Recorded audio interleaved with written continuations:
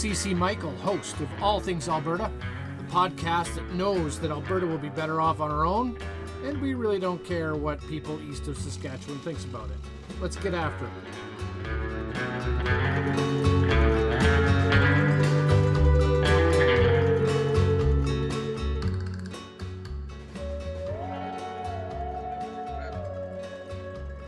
Welcome to All Things Alberta. This is CC Michael. Once again, I am very happy to have our guest Dave Bjorkman back on the program. As we had some technical difficulties last time, we are, instead of having one long show, something upwards of 3 hours or longer with the amount of questions I have. However, instead of extremely long show, we're doing the Joe Rogan experience thing. We're gonna cut her down. This is part 2, and so like I said, I want to welcome back Dave to the show. Dave, thanks again for joining us. Hello. Okay, so we were talking economics last time, and Yep. I was really looking forward to the next question. I have not seen what our oil prices in Alberta are today, the Western Canadian Select, but the other day when I had you on, I took a snapshot of it because I couldn't believe it. Our oil is sitting at, or was sitting at, minus $1.62. So here's the issue I have with that. I can't even wrap my head around what that means, practically speaking.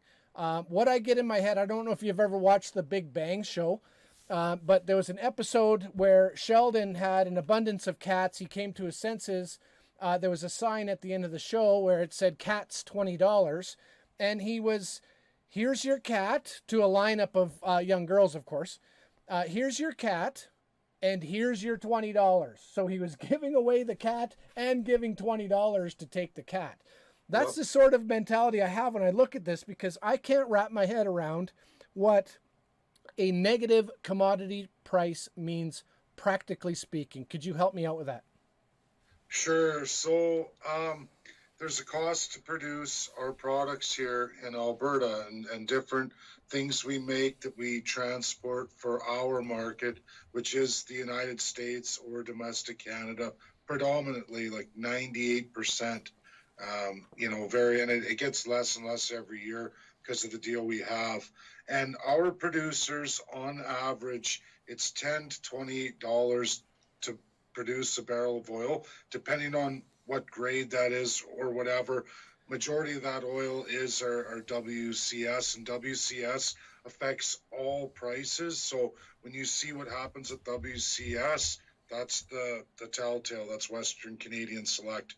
So let's just look at it that our major producers at that $10 to $20 cost for a barrel, right? So when our prices start to go below $28 a barrel at WCS, some products are already losing. When it goes below $10 a barrel, almost everything is losing money, almost.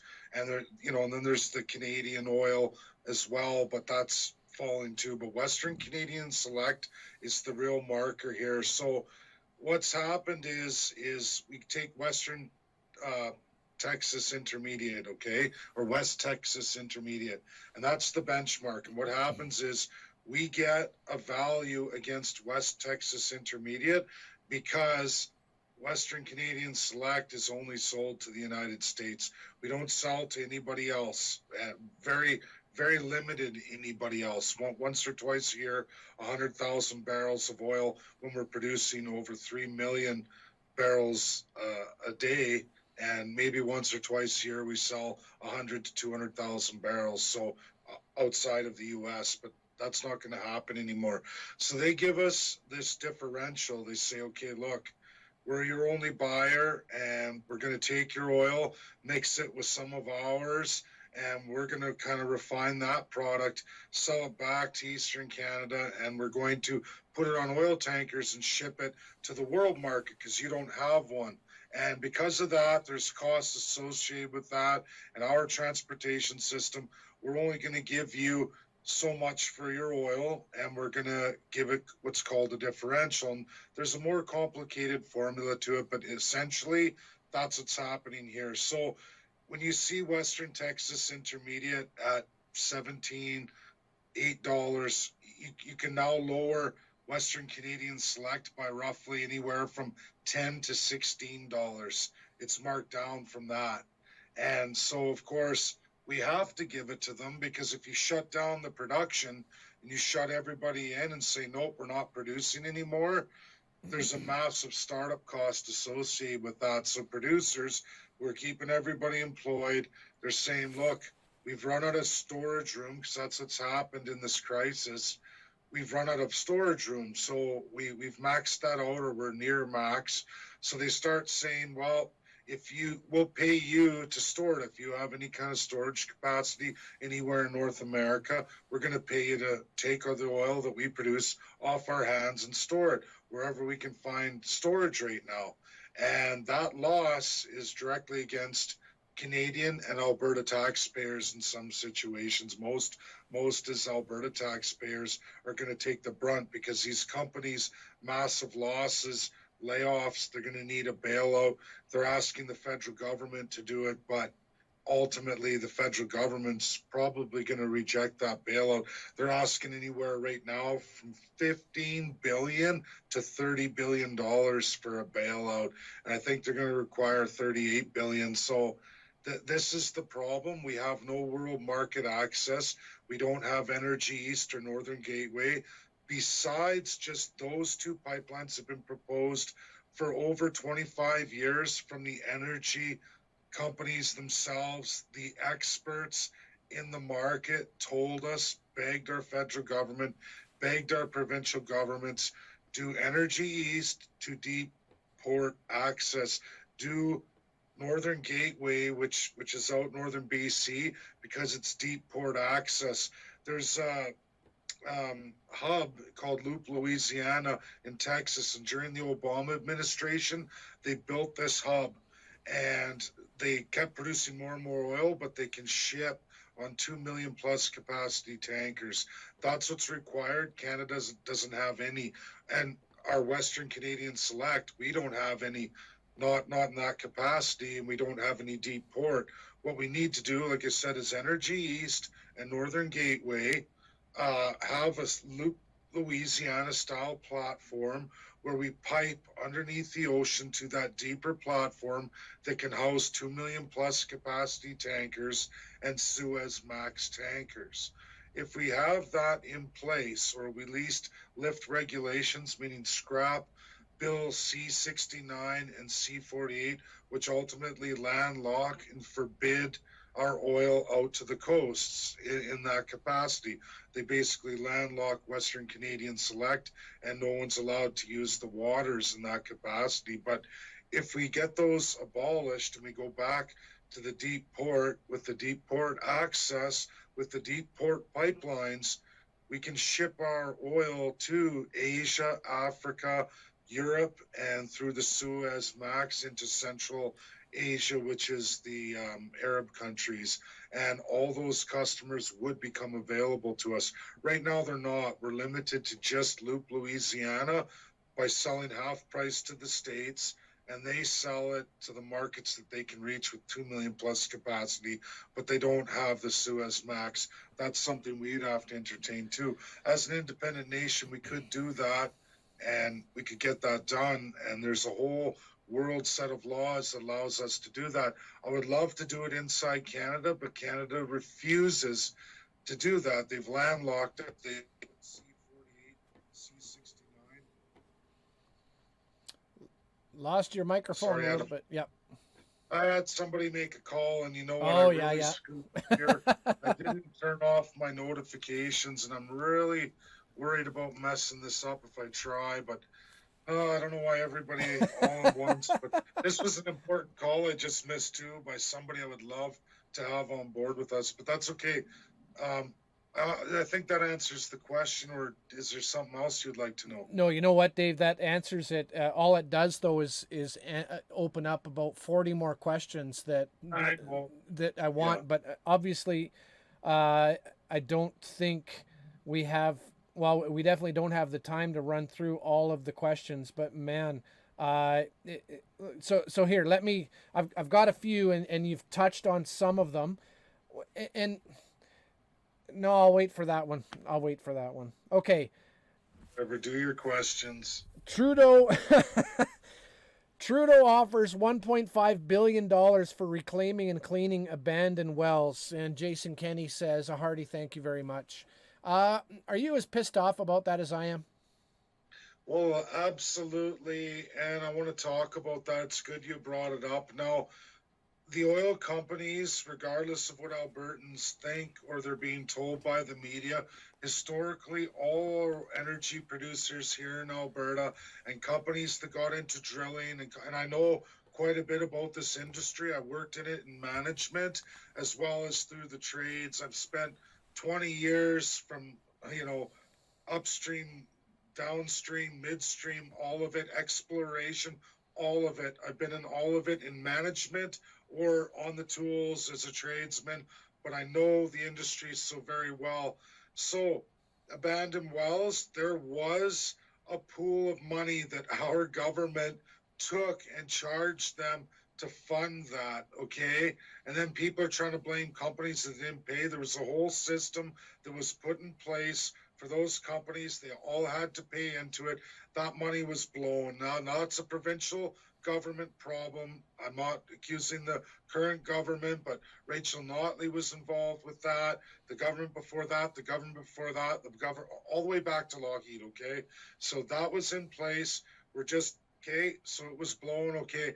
Now, equalization, Jason Kenney is going to take federal Ottawa to court over equalization, and we were supposed to get remittance back, which is happens to be $1.7 billion. So now the federal government says, well, we want to be heroes too, Jason Kenney. So let's just, here's $1.7 billion and you can do reclamation of wells. Now, that is 1/38 of what the oil companies need to survive. Secondly, it doesn't do anything for the oil companies at all in this crisis, who are going to be in a are in a crisis. You saw oil prices. Yep. They're losing hand over fist. They're going to end up going under and they're going to have to shut down. Long before American companies have to shut down, our Canadian, Western Canadian select producers and even the Canadian oil that they're involved with that goes east, the money's just not there and it's going to shutter them in. They can only go so long, a lot less longer than all the American counterparts, unless they're a Canadian company, one of the big ones, and all the big ones are safe because they own the American side too. So they produce the cheap oil and then they refine that cheap oil and get quite a bit of money on the retail gas side, but it doesn't account for everything, and it's not going to account for the massive amount of shale and massive amount of our oil that's going to go overseas. So that what they call the well reclamation bailout is only 1/38 of what's needed. It doesn't address the future of the energy industry. It doesn't bail them out in the real crisis right now. And if we let them get shut in, right, like, yeah, we're going to get some great jobs in well reclamation. That's all great, but it doesn't save our oil companies. It doesn't do anything for them. And they did pay into reclamation. It was the provincial government who blew it. So it's a band-aid for a gaping, bleeding, festering wound. well, let's put it this way. It's only a 2 year solution at best, 2 to 4 years of work. And I mean, I welcome work too, but Albertans have to understand this. This work will not generate any wealth whatsoever. It does nothing for the industry. Is it great to reclaim wells? Yeah, but I don't want to shut down my oil industry while I'm reclaiming wells, which is important. That's great, but where's the bailout package for the energy industry? 9 billion for students who don't contribute. And I was a student too. I don't know, and you were too. Yep. So I don't know about you. I paid off all my student loans. Yep. I worked while I went to school. That's why I couldn't afford no fancy university, but I did pay for my college while working nights. I did do my university as a full-time employee and did do all my courses. I didn't get the greatest, one-on-one time, but you know, I made it through. I did my thing. So because I was responsible, took the lower grade education, I paid off my student loans because I didn't want to overreach. Yep. Now we're going to say, hey, students, don't worry, you're well taken care of for over a year. Here's $9 billion to pay for you, you know, for your schooling and everything else. Like, why is that bailout needed? Like, I get it, people were in school, but we're going to take care of them for a whole year. And that's where I just look at it that, you know what, this whole thing is wrong. People who haven't contributed as taxpayers are going to get a major bailout, right? Like, there should be a line there, a bailout that is only about a third of what the oil companies need, who actually drive Canada. They definitely drive 25% of Alberta. And if we lose that, I don't think, you know, you don't need to be an economist or a financial expert to understand that 25% reduction in our primary industry here in Alberta, which would be a 25% reduction in our GDP, will just destroy and annihilate this province. And it goes back into that debt, the ability to borrow or credit rating, and you're right on your way to Venezuela. And I don't, I, I don't get it. I don't understand why between the federals, and this isn't a question per se, because we'll be here all night. But what I don't understand is why any federal government or provincial government, mostly being the NDP, cozying up to the federal Liberals at the time, uh, why would they tolerate, the proverbial cutting your nose off to spite your face? That's what Yeah. this is. Canada is going to. It's not just Alberta. Alberta is going to be annihilated, but Canada is going to suffer from coast to coast if they continue down this road that they're going. And I don't understand it. I don't know, outside of blind ideology to green technology, which I don't know if you've seen Michael Moore's latest, what's it called? Planet of the Humans, I think it's called. If you haven't seen I that, Dave, you got to see it. yeah, everybody's sending it to me. I know I'm going to look at it. I have my issues with Michael Moore. That's why I haven't taken the time yet. And I'm super busy. I've been just full out for 2 weeks straight. And I know there's a lot of things I'm going to look at, but I'll set some time aside and I'll look at it. Well, I But can no, give I you. haven't watched it yet. But I know all about the green agenda and these other left parties who really truly believe in this global agenda, and they've used the green initiative to do it. And this is the conspiracy of the left. This is the tinfoil hat of the left. Like yesterday, we touched on the tinfoil hat of the right. Yep. Well, this is the tinfoil hat of the left. And unfortunately, what was laughed at 30 years ago, people are jumping on that crazy bandwagon too. And it really is. None of it's backed by real science.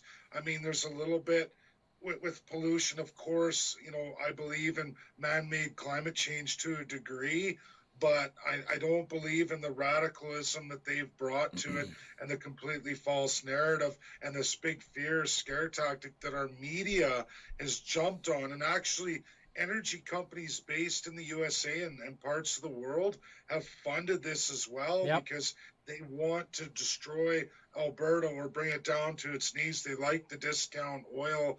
Like, don't kid yourself. This is wealthy families. And I'm not going to talk about conspiracy where people are like, oh, that's a conspiracy. What I'm saying is there's always going to be the rich and powerful elite worldwide, regardless. When people bring these families and, oh, and you hear all these stories about all these groups, newsflash, people are always going to go for wealth and power. Yep. And if it wasn't that family, it would be the next multi-billionaire family that's controlling trillions of assets worldwide. They're going to try to eat you. They're the big fish. That's the way the world works. And, you know, the left's embracing it. And really, it's, they think this holy grail of socialism by wealthy people. Well, they got wealthy because they took a mass pile of people's wealth and hoarded it for themselves. I mean, yeah, that's great if you have something awesome, but if you're trying to push people down even further because you have some global agenda that's based in no science, but only in your best interests. Because why would you care? As long as you have your plane ride, you own your private island, you get all your holidays, why would you care how the masses live? And that's the unfortunate part, right? The climate change is really radical. It has everything to do with socialism, and a very big deal to do with keeping everybody down. And the socialists, they don't really understand that. It's unfortunate. 70% of the world is socialist civil law, and why any first world or any democracy would start embracing those policies. It's just how naive and how intelligent can you be, and are you that twisted that that's ever going to work globally for the people? It doesn't. There's if we globalized everything, you'd have very few multi billionaires and a lot of people living on less than $1,100 a month worldwide. Yep. Right? Yep. Nobody can live like that. You can't live like that. I can't. Not in a winter climate. No. How are you going to pay to heat your home? I mean, it's just, you're not going to raise a family, and this is the problem.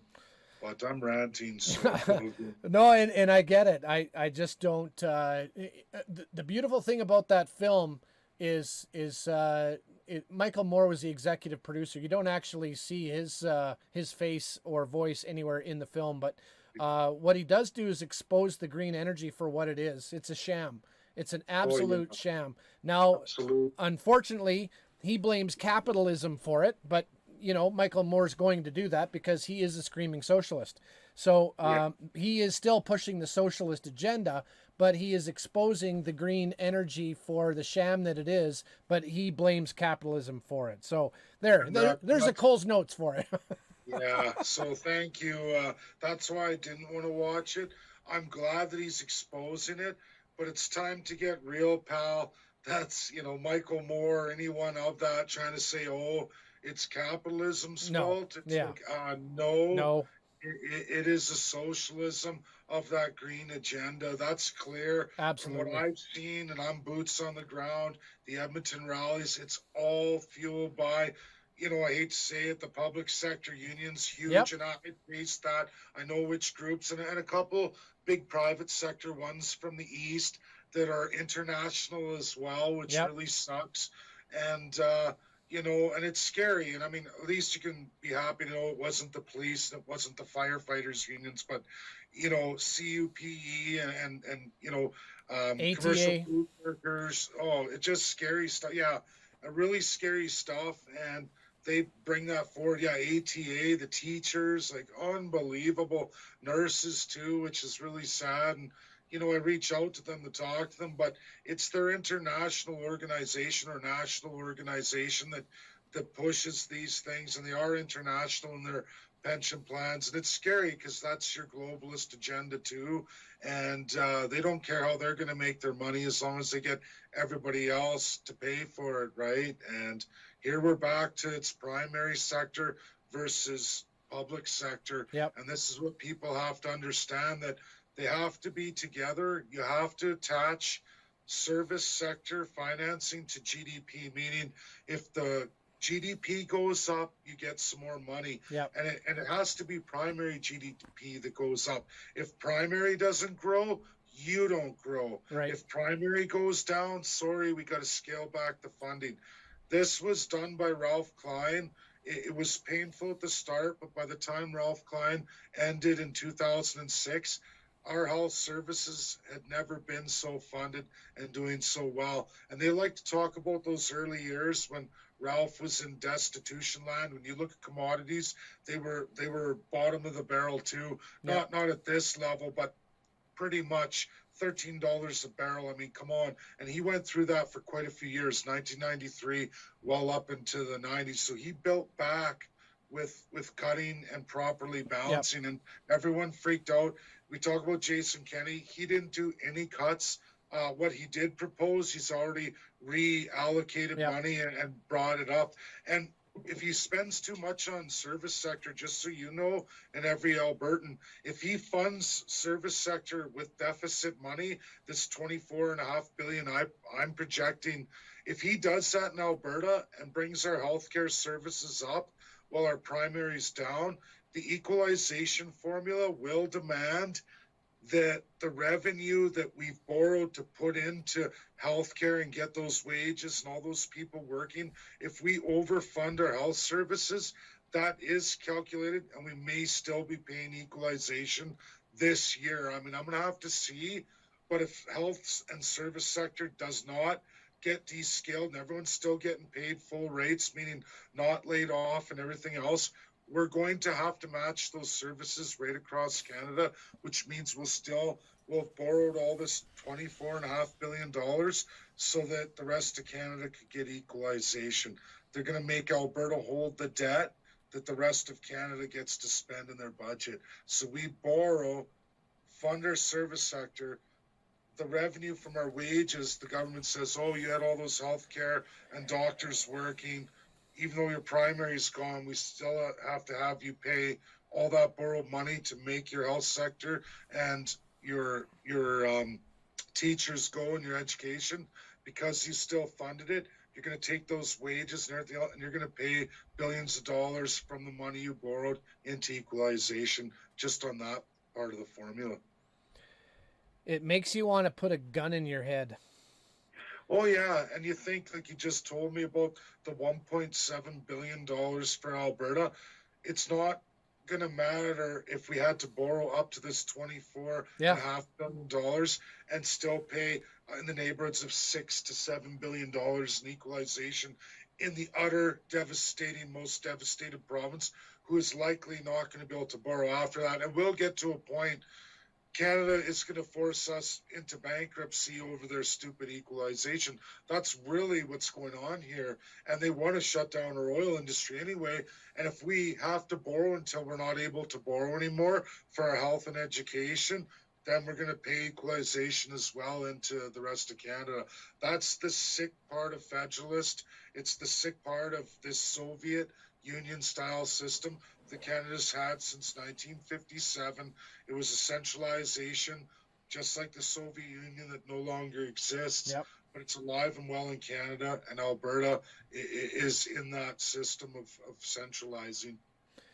Well, you've used the term transfer payments a number of times, and I don't know. I have a feeling that, as annoyed as I get at a lot of things, when you hear these same things, I'm gonna say two famous tripes, pithy bullshit statements that drive me insane, and I want you to comment on them one at a time. Here's the first one. Have you heard this? There is no such thing as transfer payments. Yeah, that's the biggest lie in the world. Now, equalization is only one of such. So you're ready for this? This was last year. The numbers are absolutely going to change this year. It's going to, excuse me, it's going to, I swallowed my water.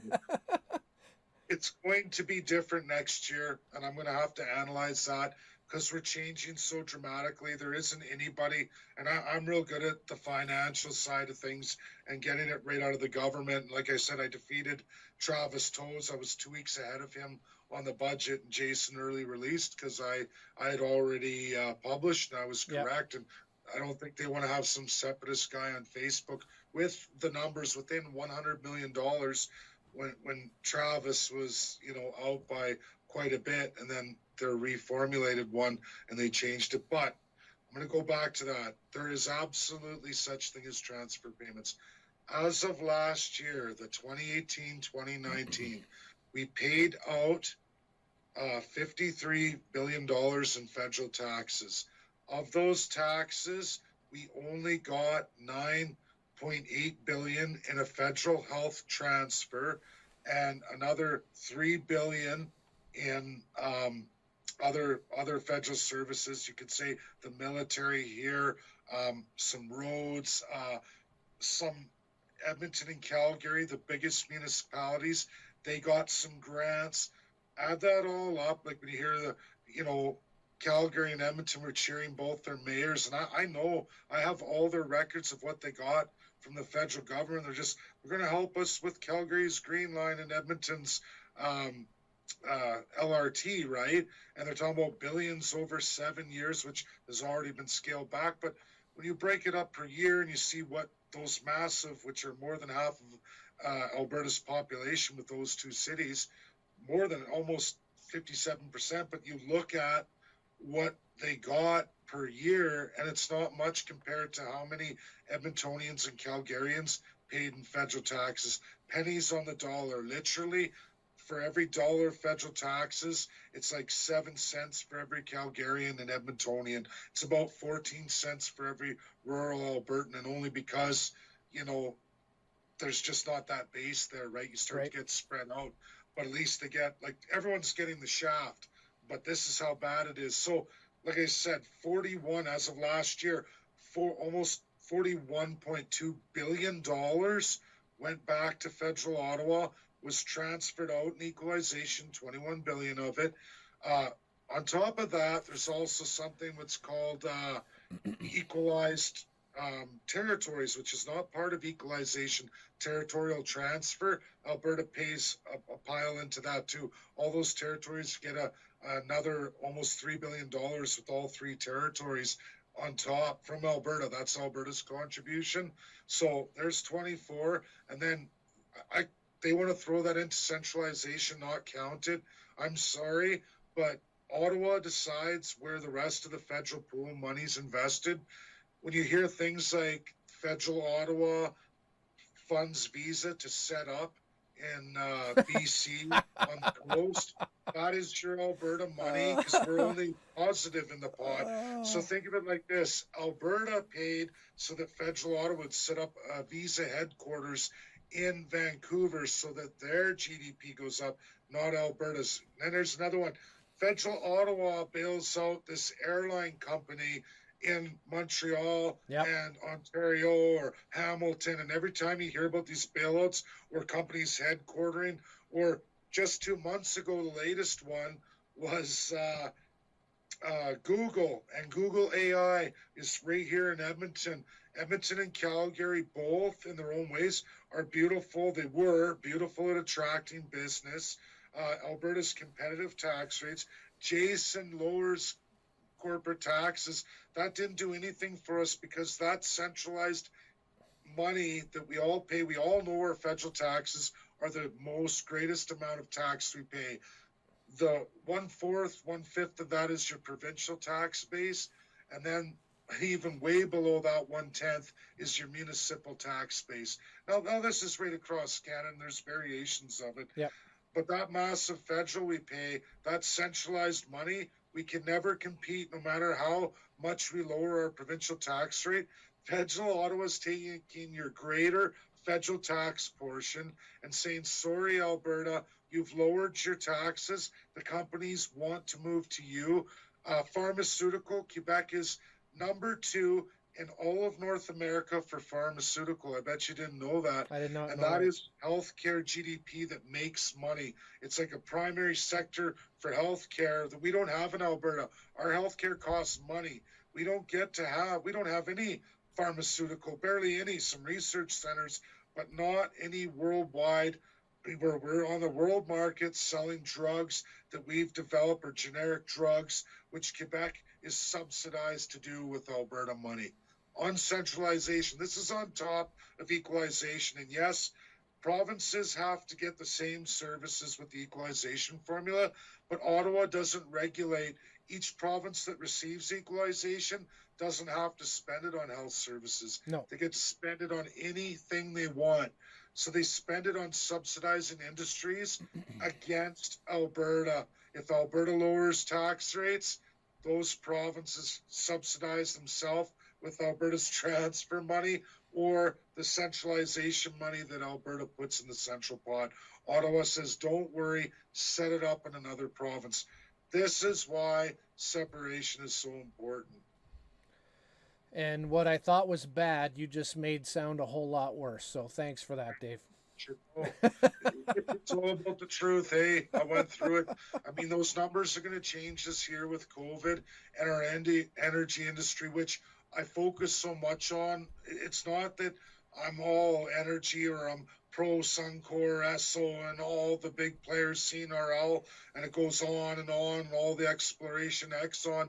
It's just they're a huge part of Alberta's GDP and a major part of Canada's GDP in the primary sector, right? Right. Which Yep. is way more important than the service sector. Not that it's not important, but it's the basis of where revenue comes from. Every person who's employed in that industry, all their money goes into the system. Not, and we need doctors, we need firefighters, we need police. I want all this stuff too, but they're getting their money from taxation Exactly. or deficit spending that's been deficit borrowing to fund them, right? And we all need them, but I want to see primary pay for that. And I want this service sector to stop this false narrative. You can just look at Alberta and you can see how over the years the relationship of service sector and primary was like this. And now it's like this 70-30. And after this year, I think it's going to be more like 80-20.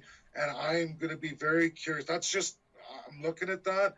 And let's see if we are paying some kind of equalization here off of deficit money. We'll see. And then I'm going to know that Jason Kenney is absolutely no different than Rachel Notley, and they are all pro-East, which means pro-socialism. To the likes of which, when I say that, this is not socialism like Europe and a whole bunch of other places in the world. This is like Soviet Union socialism, equalization being the worst one that's ever been seen. You don't see it anywhere in the world to any kind of level like that, except for the United Arab Emirates. And those are countries where one little country is funding five more in the same manner almost. But I think Alberta's still worse off. And we're in a country, which is really sad. Yeah. Yeah. We're. Yeah. I. How unbelievably frustrating it's been to see how this works and to further see what, like, it just doesn't make, none of this makes any sense, which is why I have as I said, I was a separatist back 25 years ago. Under, it's one of those things where as long as everyone's working and the money's flowing and you know what, government just kind of keeps out of the bloody way. Transfer payments are what they are. As long as we can keep working and as long as we can keep paying our bills and we can go to work, then we can put up with a lot of crap. But I'm just going to say something that you need to know.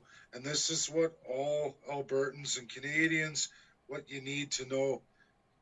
The equalization formula in the time of Ralph Klein, up to Stephen Harper getting federal power and Ralph Klein being voted out by his party. yeah, And he accepted that. He didn't have to, but he did. And I mean, his health was deteriorating too, but he was voted out in that caucus, and he took it because he was already sick anyway.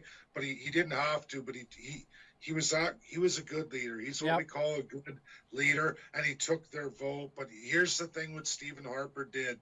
So we've all heard the term Ralph Klein over my dead body.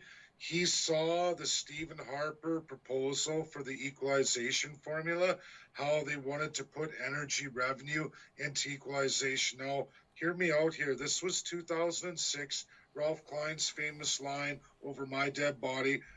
The Conservative caucus, and I didn't vote Ralph out, but I was already a Stephen Harper, because of Firewall, which he never ever followed anyway. no, It was kind of like a cover lie. And so I ran with Stephen Harper because I've always been pro Alberta, pro separatist. I remember talking about separation as a young teen, right? Alberta all the way, get out of this Canada. I mean, and that was in Spruce Grove, Stony Plain. A lot of us were like that.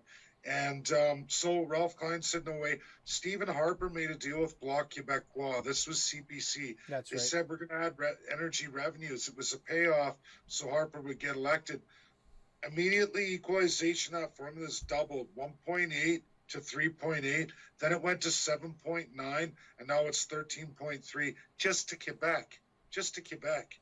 It's a 21 billion total now, but I'm just highlighting the doubling that went to Quebec, the payoff. Yep. Harper, did the first one for the first 5 years. In 2011, he took a majority government with the block deal, doubling the formula, which what it is now and what it's going forward. Like equalization is going up at the same rate as our deficit.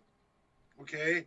And if they eliminate our primary sector, our oil, but we borrow to maintain our high level of services here in Alberta, we're going to have to pay and match that anyway. And I don't know yet Yeah. officially what that's going to be. I mean, we're in COVID.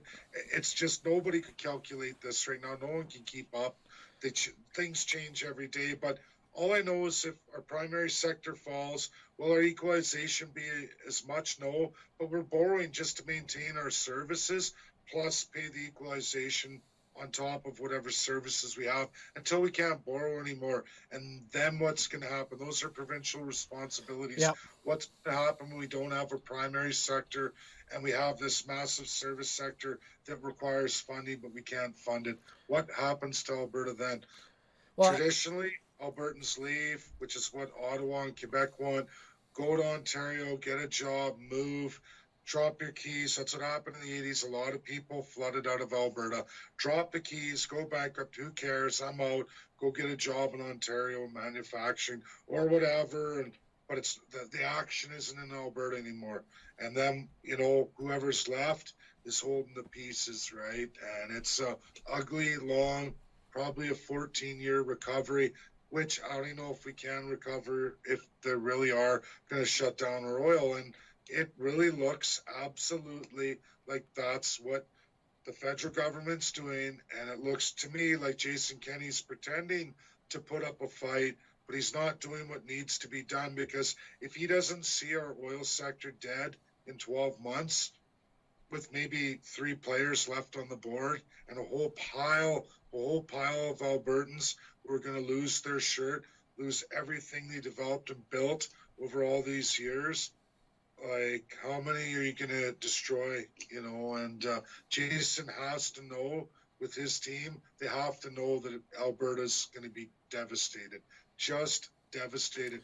How can you continue on and not challenge well, that? and that's what I don't get, Dave, is that Jason Kenney is not a stupid man, right? Like he's Corrupted. No, he's very. I'll tell you, Jason Kenney is a genius. What I call his genius, Jason Kenney is the pro used car salesman. He doesn't have a great education, but he is silver tongued. He can sit in a room with you or a crowd of people. He can talk about something, circle it, but never give you the actual. He tricks you into thinking he just solved your problems, but he's not. He's doing the opposite. He talks something up, but you have to be careful. He's a master wordsmith and an articulate speaker. I call him the used car salesman, where you went in with $5,000 to buy a used car and you left the lot with an 8.5% interest with a $65,000 loan on a brand new 2020 that you couldn't afford, and you're walking out going, "What just happened?" And you and the wife are looking at each other. You're both smitten, going, "Whoa, we had 5,000. We can't afford this now." You're paying $95,000 for a brand new vehicle that you were told zero down and zero whatever, yeah. right? But he's the guy who will outsell all the salesmen. Everybody, yeah, salesman of the year, and everyone loves him in the community. And he's really the biggest snake. And what it is I've known this. I know he's federal Ottawa. He doesn't pull the wool over my eyes. I see it what it is. Rachel didn't either. I knew what she was too. No good for Alberta. I mean, everything. What scares me is people who saw what Rachel was are just going to allow Jason Kenney. It's like he's Hitler. You're just going to let him walk you into utter devastation and bankruptcy. And all these companies are going to sit there going, 30% of them going, "What just happened here, Jason? I put my trust in you." Yeah. And I'm devastated. And I already know lots of people who are already packing up their businesses. They're not even going to survive COVID. I mean, it's let alone oil companies. One company in drilling, president of a really, I'm not going to say who it is, very kind of famous Alberta drilling company, going into microbrewery now. Like, you know what I mean? Because he knows it's over. Well, He's not. They're not going to make it back. No no. one's going to survive the next 12 to 14 months. Not in Alberta. And that's what's it drives me insane when I hear over and over in social media or at work, or it really doesn't matter where, but they're talking about Kenny's cuts, Kenny's cuts, Kenny's cuts. And I look at him going, are you insane? What cuts are you talking about? There Yeah, haven't, no counts. The there, only cut is primary industry by a massive. It's and he refunded after he did the little tiny little scratch, the little scratch, not like Ralph Klein, 20%, big yeah. cut, Oh, big yeah. cut. That's like, and people rip roared. But instead of just doing that and getting on with business, because had he done that, our equalization would go down too. Did you know that? Well, now that Yeah. makes sense. Now that you explained a little bit better about how equalization works, And and one more thing about this. So he does the scratch, and with some, and he's already refunded all back anyway. Now he's going back on his word, and I think he's overfunding it now with the COVID and everything else. We're actually going to spend a record amount on our health services, meaning I actually think there will be, like, depending. I gotta wait it out because I don't want to put my name out there with false numbers because I don't know the future. Nobody does, and I don't know. Government changes every week what they're funding, how much it's going into what, but I suspect we're going to have not the big equalization number we have, obviously, because of primary, but we're still of the boring we're going to do that I yep, suspect we're going to do. We're going to have equalization payments, not to the scale they were, but just for the health service portion. And right there, that is the betrayal of Jason Kenney. That is not what you were elected to do. You're going against your agenda. You're going with federal Ottawa. You've completely ignored the AGM from UCP, yep. which I was still part of UCP. Even at that time, two of my policies voted forward. One, it was won by majority, and Jason Kenney used veto to rip it right in half. Just so you know, and I mean not just me. A lot of people got theirs, but one that was somewhat controversial. But those are the pivotal decisions you go with. That's when you know that there it goes. The party leader decides what's what, an ultimate authority, no matter what anyone says, no matter what baloney AGMs, no matter what they put in place, committees. At the end of the day, the premier decides, prime minister, and if they're not available, it's the CEO for federal and the auditor, or it's CFO and provincial and the president, or if they chose executive director, whichever position they registered. So why do we have so many bloody politicians that don't do anything then? Oh yeah, well they do. They follow the line, and you can ask them. I'm telling you, and I know this partnership we're going to get into later, but this is what I throw out for MPs and MLAs who know exactly what I'm talking about. That you will follow that party line, or you're out of the party, and your CA or your EDA federally, if they don't follow the party line or try to adopt policies and start advertising them out that goes against what the main party, those three positions are into, or the prime minister or the premier, you're going to get disbanded, and they're going to take everything away from you by law. And there is nothing you can do. There's no party vote to save you. You will toe the line or you're gone. You know, Okay. that's the reality. Well, that's amazing, and you know what? We already know we're going to go into part three, so we are going to organize a part three, and in part three, I want to talk politics, and so Sure. I want to make sure that we have something in there so we can explore that a little more. I just have two more questions for you. Well, not a question. I still need to finish up the. Here's the second pithy statement that pisses me off to no end. Right. Alberta needs to diversify its economy. That is the absolute worst one. I've already touched on it, but let's hit it right now. Diversifying the economy. I just told everybody, and anyone who works for a living and grabs their paycheck, you open it up, you see how much federal tax, how much provincial, and you know, if you own property, how much your municipal taxes Yep. are, okay? So we know those scales. And at the end of the year, if anyone who does their own taxes, you'll clearly see the mass majority of the money you pay to Ottawa, or the mass money that you pay in taxes, goes directly to Ottawa. So diversify the economy. How are you going to do that with the lower percentage of provincial tax that doesn't equate Canada? And every time you try to open up an industry or make a competitive industry, your Alberta massive federal taxes, no matter what you do with your provincial taxes, your massive federal portion is placed to make sure that if you were to diversify your economy, like how come Alberta doesn't have any pharmaceutical? We have the lowest provincial and municipal taxes combined. Edmonton and Calgary, and our provincial taxes are the lowest in all of Canada. There is no comparison when you get to Ontario and Quebec. Give me a break. Yeah. Montreal, Toronto, and even though, no, they don't, their municipal taxes and the cost to put a business there are massive. So a pharmaceutical company says, oh, we found the best place to go. I want to go to Calgary, and I want to also go to Edmonton. It's perfect. They have the infrastructure. We can fly the drugs out. They have great airports. That's what they chose. So we're diversifying the economy, right? Federal Auto says, whoa, hold on a sec now. Those aren't equalization diversification. That's not going to give any more equalization.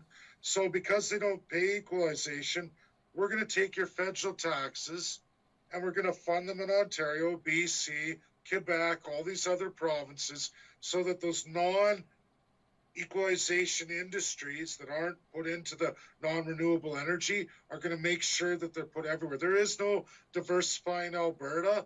We're only allowed commodity or equalization-based industries, meaning we're allowed healthcare, but not revenue generator healthcare, only expense-taking healthcare. If we separated, we truly could diversify our economy, because now the rest of those provinces are in big trouble. They're not getting the equalization. They're not getting your federal taxes. They're being paid to subsidize to keep that company in a higher taxed province. Yep. Those companies, once that's all gone and it's Alberta's not paying anymore and they don't get subsidized, all of a sudden their taxes go up. They're paying the Ontario equivalency, the Quebec equivalency. They don't get any of these subsidies for all their taxes extra that are above Alberta. And they're going to say, whoa, wait a minute, taxes just went up 6.5%. I'm out of here. Look, I'm going to Edmonton and Calgary, that new independent nation, Edmonton and Calgary. They're Alberta because they don't have those high tax rates. They're lower. We're going to set up those industries there. That's where the diversification comes from, only in independence. We are not allowed to diversify our economy into actual wealth generators, primary generators that healthcare has, education has. We don't build ambulances here in Alberta. We don't build all this hospital gear that can be sold all over the world. Ontario does that. Quebec does that. Every equalization receiving province has those subsidized industries in it. Not Alberta, no matter how low Jason Kenney lowers their tax. It doesn't matter how low each mayor and city council of Edmonton, Calgary lower their to make their municipalities more attractive. Federal Ottawa subsidizes some other industry in a city somewhere else.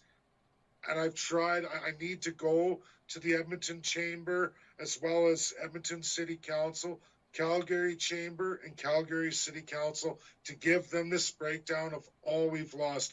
We just lost Google, so all Edmontonians and Calgarians know we lost Google's major offices. They needed to pick 3 cities. Edmonton and Calgary were number 1 for competitive until Ottawa said, now they're again in Ontario and Quebec.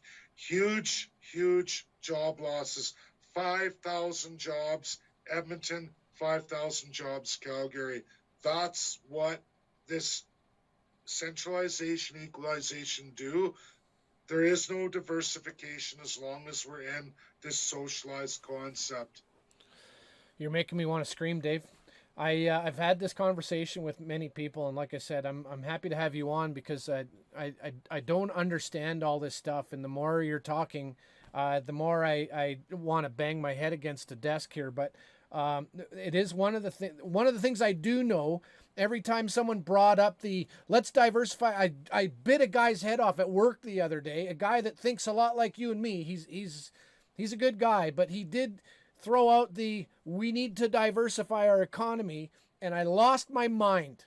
Just ask him how. Well, that's what I did. I said I'll ask you the same damn question I ask everybody else, and that is, in what way, what do you see coming to Alberta that's going to diversify our economy more? I see two issues. Number one is when you've got trillions of dollars of investment into oil and gas in this province, and it's only been the last 70 years that's going on, to suddenly just almost throw away those trillions of dollars and diversify it into something else. It's like a locomotive. It takes a while to slow that one down and make a new track. But the other aspect is that in capitalist systems, people like to make money.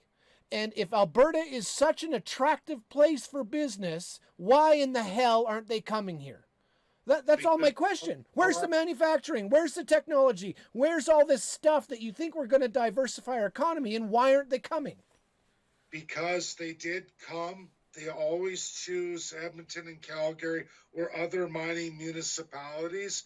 But at the end of the day, why wouldn't you want to be closer to all these products too as well, right? Yep. It doesn't make sense to be so far away when none of those commodities are available to you, because the further you're away, the more it costs.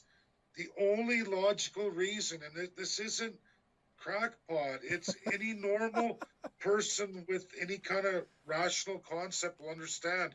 Yeah, why wouldn't these industries start up in Alberta if our provincial taxes are the cheapest?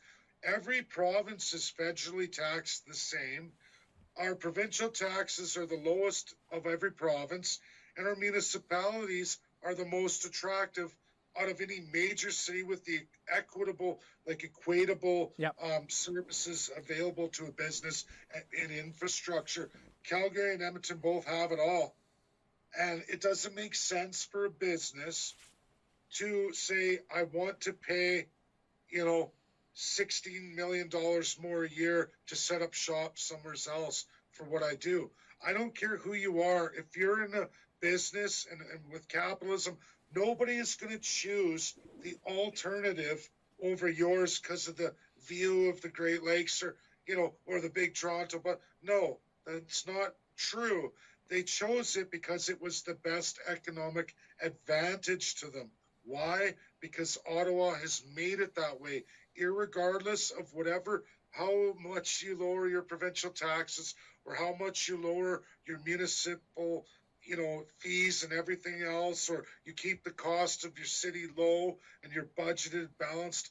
Well, guess what? None of it matters because the federal government with the larger pot of money, the massive large pot you gave them, has said, no, Mr. Company Man, if you're outside of non-renewable energy, which is a major cost to equalization, you're not setting up shop there. You're setting up shop here, and we're going to subsidize you with their money, and they don't care. No companies. Google's not going to go, and they just did this.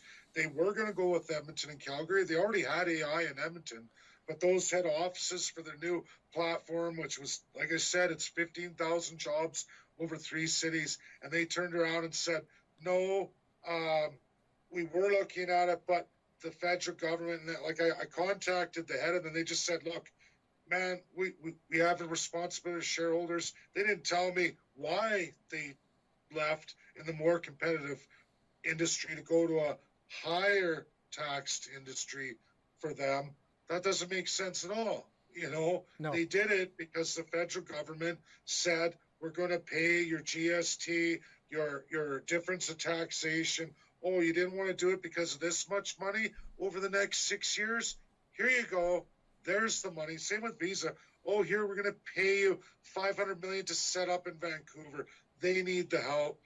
That's with Alberta's money, because we're a massive positive tax investment for the country. We don't take, we're a payer, man. Dave, how come We're no one knows about this?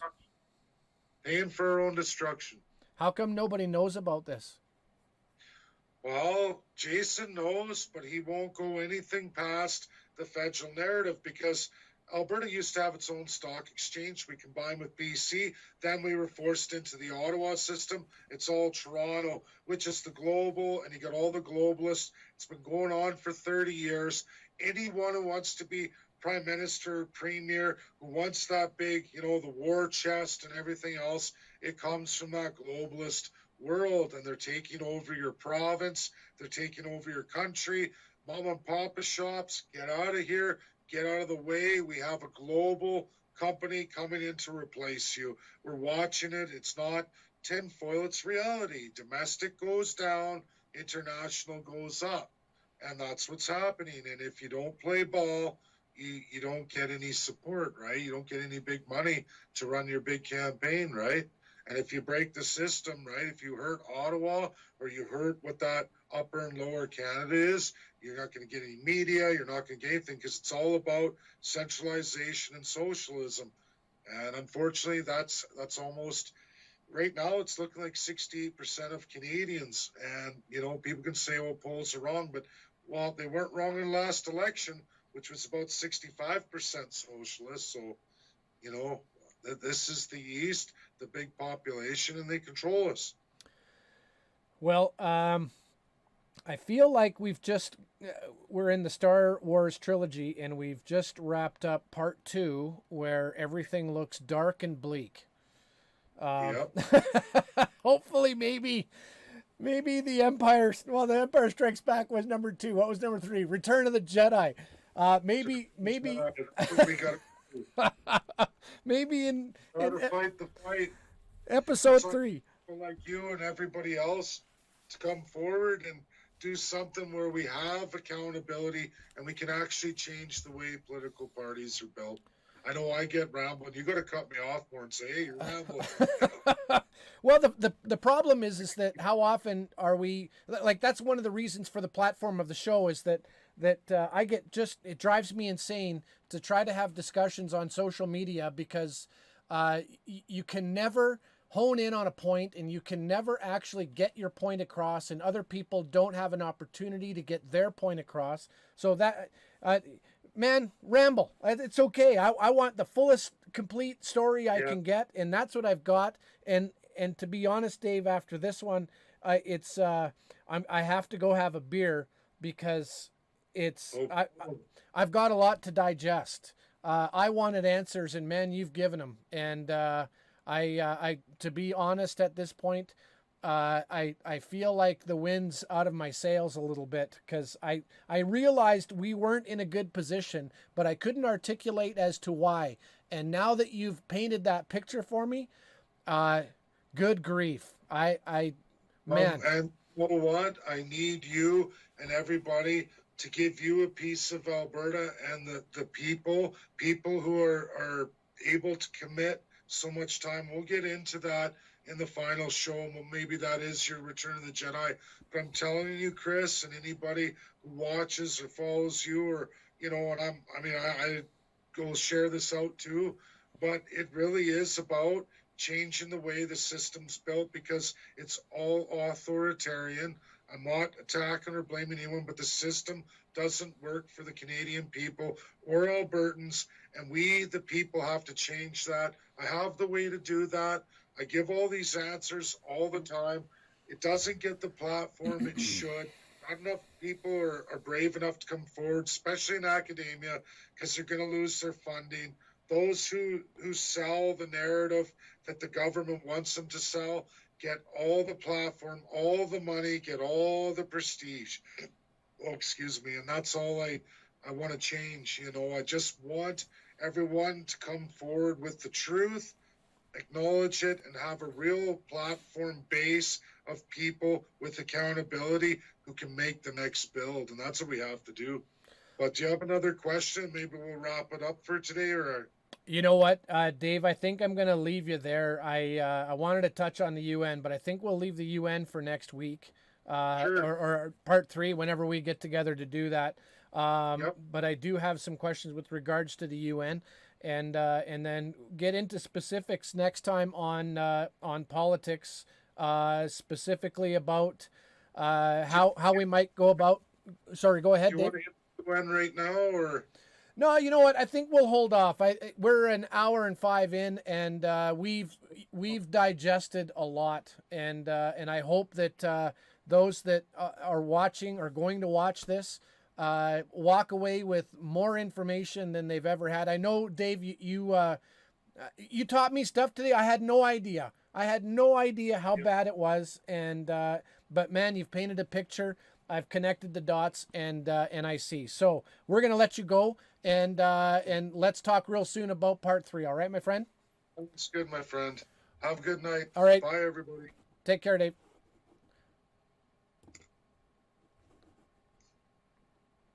All right, so there you have it. What a show. I hope that you share this. I hope that you take the information that Dave so graciously gave us, and that you, man, if you didn't learn anything, you knew more than I did, because that's unbelievable. So, folks, there you go. I want to thank Dave for his time, and thank you for listening in. Give it a like. Give this show a like. All that other stuff. What do you subscribe? Hit the bell. All that other stuff. If you've never shared an episode of All Things Alberta, I pray and wish that you'd share this one. Till next time, guys. Take care.